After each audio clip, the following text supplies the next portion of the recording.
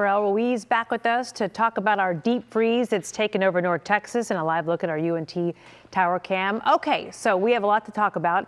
And it all circles around this Arctic blast that we're experiencing. And, you know, fortunately, I guess for us, we're dry, so we're not dealing with what they are experiencing up in Oklahoma and parts further north. Yeah, I mean, parts further north, too, are seeing actual temperatures close to -30.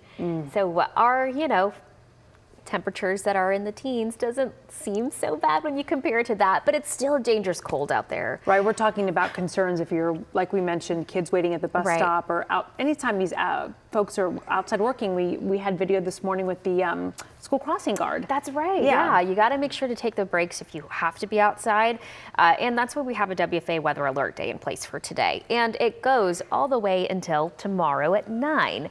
Specifically for some slick spots this morning, especially bridges and overpasses due to yesterday's rain. But luckily, we're seeing a lot of dry conditions out there and lows that are in the single digits and in the teens.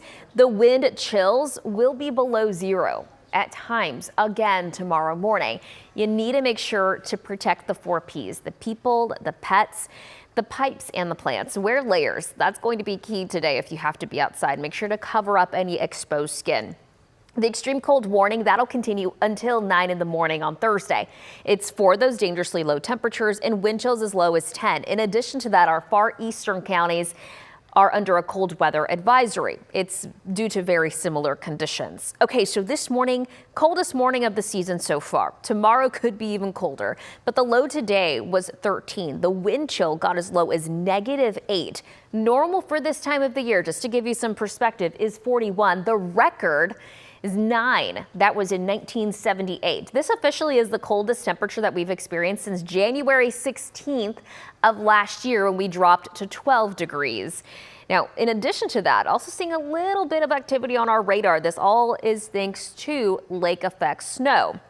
I'm going to zoom in here and show you most of it originated from Lake Lewisville. Now that snow then got pushed onto southern sides of the lake, and now I'm seeing a break. Do you see that? There's nothing there. A lot of it has pushed towards the south, being carried by a strong wind gust, and that's what we're seeing in southern Dallas, Ellis County, and as well as in Johnson County.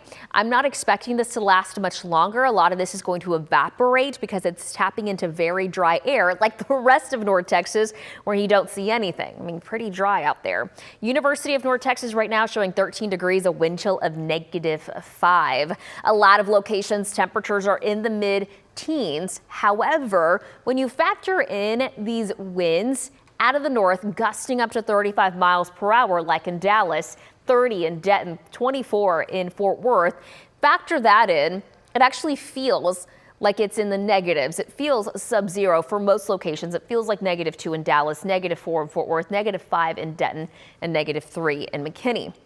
Now, the temperature is going to feel like it's in the single digits through the early afternoon. Actual temperature climbs to about 22 degrees around 1.